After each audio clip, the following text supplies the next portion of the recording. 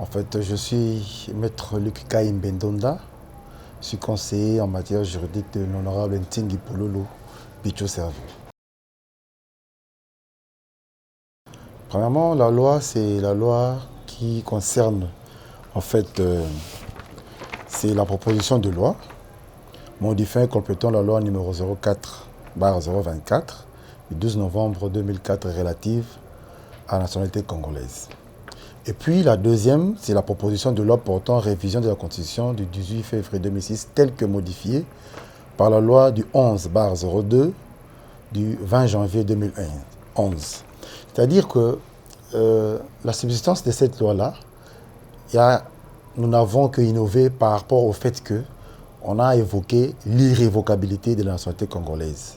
Ça, c'est le premier point. Pourquoi l'irrévocabilité? Parce que nous avons constaté de par le monde, et depuis la nuit des temps, que la nationalité congolaise est une exclusive. Et bon nombre de Congolais sont allés à l'extérieur, qui sont nés bien sûr de père et de mère, mais pour des raisons multiples, ils ont pu changer de nationalité.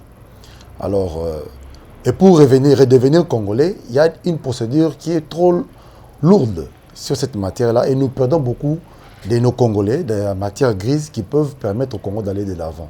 C'est ainsi que nous avons trouvé bon, d'abord, premièrement, parce qu'ils doivent redevenir Congolais aussi facilement, c'est-à-dire que vous pouvez avoir une double nationalité sans que vous puissiez perdre la nationalité congolaise. Ça, c'est le premier point par rapport à l'irrévocabilité. Et c'est toujours même le premier point ici, souvenez-vous que le Sphinx, le feu docteur Etienne Tshisekedi Wambulu Mbappé à son âme, a dit que nous avons un problème au Congo où bon nombre d'autorités congolaises ont une double nationalité, bien que la constitution actuelle refuse à ce que nous puissions avoir une double nationalité, c'est-à-dire le fait que nous acquérons une nationalité autre que la nationalité congolaise, nous perdons d'office cette nationalité-là. Mais pour régler ces problèmes-là, il était important de pouvoir le régler à travers cette loi-là. La deuxième subsistance de la loi, c'est par rapport au fait que nous avons dit ceci. Puisqu'il y a la révocabilité. Non, nous avons cherché maintenant à verrouiller. Pourquoi verrouiller les postes de chef de l'État, les postes clés de la République? Parce que la souveraineté du Congo dépend de l'État, de la subsistance de l'État. L'État, pour qu'il puisse être souverain, la souveraineté suppose l'indépendance même vis-à-vis des tierces qui ne sont pas du Congo, vis-à-vis des États tierces. Et cette souveraineté-là est mise en mal, met en mal l'État congolais lorsque nous avons des dirigeants au sommet de l'État qui ont double casquette. Je prends un exemple. Nous avons des députés ici qui sont retrouvés au Rwanda. Ils ont été arrêtés, nous allons chercher ces députés-là, on nous dit non, c'est un Rwandais. Alors que la nationalité congolaise est une exclusive. Donc vous voyez, nous avons eu un premier ministre ici au Congo. On le nomme aujourd'hui, pour ne pas citer son nom, c'est Sami Badibanga. On le nomme comme premier ministre, mais pendant qu'il avait encore la nationalité belge, on a dit jouer au rattrapage. Alors, nous sommes dit une chose, nous devons verrouiller. Pourquoi verrouiller? Nous verrouillons parce que nous avons reçu beaucoup de personnes qui sont devenues Congolais. Mais nous devons limiter. Parce qu'il y a plusieurs nationalités que nous pouvons acquérir. On peut avoir la nationalité par acquisition. Plusieurs façons d'acquérir la nationalité. Est-ce que nous devons laisser la porte ouverte à tout ce monde-là? Nous nous sommes dit non, il faudrait verrouiller les postes de responsabilité. Pourquoi les verrouiller? C'est pour ne pas mettre en mal nos dirigeants. Parce qu'au sommet de l'État, imaginez qu'on se retrouve en guerre avec un président qui est dans la mer et dans notre pays où nous devons faire la guerre.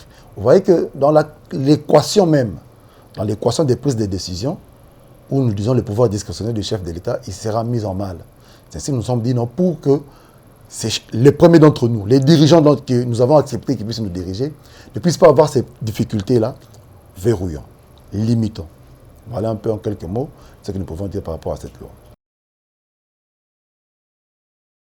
La motivation, écoutez, nous sommes allés par rapport à... Vous devez savoir que le député national Ntingi Pololo Servo, en tant que leader, en tant qu'un monsieur qui voit un peu plus loin, s'est dit une chose.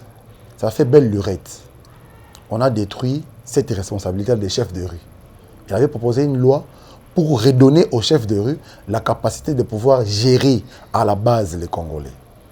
Et à ce jour, pour mieux gérer ces Congolais-là, il faudrait qu'on puisse donner la subsistance ou bien on puisse redorer l'image et le travail et donner le travail aux chefs de rue. Et ayant entendu qu'il y avait un Congolais qui parlait de la nationalité, qui est le docteur Tchani, il s'est rapproché du docteur Tchani. Pourquoi il s'est rapproché du docteur Tchani? Nous sommes allés à Sand City. à Lusaka. Nous avons réglé beaucoup de problèmes. Souvenez-vous que le chef de l'État a dit à Londres que les Banyamulenge, ce sont des Congolais. Mort dans l'âme, nous avons accepté. Mais, à côté de Banyamulenge, vous avez Bisegimana, qui leur a accordé une nationalité de façon collective à l'époque déjà de Mobutu. Donc, qui a joué à ce que les chefs de rue ne puissent pas jouer leur rôle. Mais puisqu'il y a la dette des Sun City, où on devait identifier les Congolais, et on devait parler du problème de la nationalité, il est important que, aujourd'hui, puisque nous parlons de l'identification des Congolais, il est important que l'ONIP, qui est l'Office national pour l'identification, puisse avoir une base. Cette base-là pour identifier les Congolais, ce ne sont que les chefs de rue, les chefs de quartier. Aujourd'hui, vous avez les chefs de rue, les chefs de quartier qui ne sont pas payés par l'État. C'est par rapport à cela qu'il a motivé. Il a dit non, cette loi ici va permettre à ce que... Qui peut mieux connaître les Congolais si ce n'est le chef de rue? Donc voilà un peu la motivation. C'était par rapport à la loi qu'il avait déjà déposé une proposition de loi. Il avait déposé au niveau de l'Assemblée nationale pour à ce qu'on puisse réhabiliter les chefs de rue qui puissent bien faire leur travail. Bon, à ce jour, vous savez, quand on dépose la proposition de loi au niveau de l'Assemblée nationale, il y a un parcours qu'il doit suivre. C'est vrai que dès qu'il dépose, c'était d'abord réfléchi par le docteur Tchani, ensemble encore avec l'honorable député Tsingi Pouloulou, qui a aussi réfléchi. Ils ont posé les problèmes. L'honorable Tsingi Pouloulou a porté la loi au niveau de l'Assemblée nationale. Mais une fois que cela passé, était enregistré, était mis à l'ordre du jour et qu'il présentait cette loi-là, ce n'est plus la loi ou bien la proposition de loi qui vient de lui. Ça sera maintenant une affaire de l'Assemblée nationale qui va pouvoir faire passer les lois telles que ça s'est fait au niveau de l'Assemblée nationale. Donc voilà un peu pour ce qui est de la loi. C'est déposé au niveau de l'Assemblée nationale. Nous attendons que ça puisse être aligné. Bon, vous savez, parfois, les gens cherchent des rapports là où il n'y a pas de rapports. Ils sont tous congolais. Ils réfléchissent par rapport au Congo. Le seul rapport, c'est l'État congolais. Ils veulent voir le Congo de demain ne pas être dépouillé de sa substance. La protection même de la souveraineté du Congo. Parce que être souverain voudrait dire être indépendant. L'indépendance, c'est la gestion. Alors, pour que le Congolais de demain ne dise pas que ce que nous, d'aujourd'hui, avons fait du Congo, de l'État congolais, c'est ainsi qu'ils ont réfléchi ensemble. Donc, le seul lien, c'est le Congo. Aimer le Congo et les Congolais. Bon, vous savez, quand vous dites au niveau d'une certaine de l'opinion politique, bon, c'est vrai, chacun peut réagir, nous sommes en démocratie. La démocratie, c'est-à-dire que nous devons écouter l'autre, la liberté d'expression, mais puisqu'ils réagissent par rapport à cette loi-là, et nous ne mettons pas ça dans les dos de la population, mais la population ne peut que réagir parce qu'un bon nombre de Congolais vont redevenir Congolais sans autre forme de formalité. Vous voyez, madame, donc c'est-à-dire que ici, c'est normal que plusieurs offices puissent réagir, mais la bonne réaction, c'est de venir au Parlement, d'apporter leur édifice, d'apporter leur réflexion au travers du débat qui va être aligné au niveau de l'Assemblée nationale. Bon, vous savez, quand vous dites discriminatoire, je ne sais pas à quoi vous pensez. Qui est discriminé? Parce que la Constitution, c'est vrai, parle de la discrimination, qu'on ne peut pas discriminer. Mais quand vous dites discriminatoire, ici, on ne fait que limiter. On donne les conditions pour, bien sûr, cette loi-là d'exclusion, qui est même consacrée par la Constitution. Parce que quand on donne déjà les conditions pour devenir candidat député, pour devenir candidat à la présidence, on limite. Est-ce que nous devons dire que c'est la discrimination? Non, ce n'est que parmi tant d'autres des conditions que peut aligner notre loi électorale, nous venons aussi apporter ici les limites par rapport à certains postes de responsabilité. Vous savez, l'honorable Tsingi Pouloulou n'est pas quelqu'un qu'on peut manipuler aussi facilement.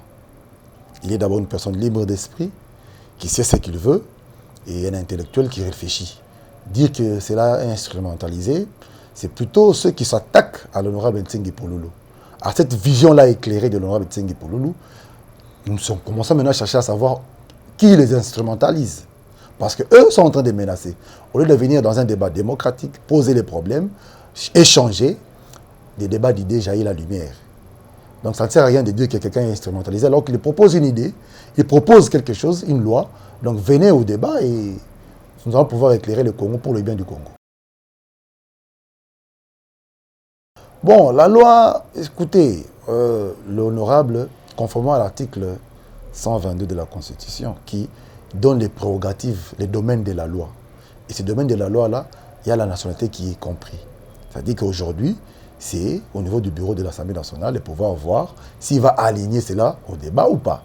Donc à ce moment ici, les gens sont en train de polémiquer inutilement. Voyons voir un peu ce qui va se dérouler au niveau de l'Assemblée nationale et puis nous allons pouvoir apporter cette loi-là au niveau du plénière.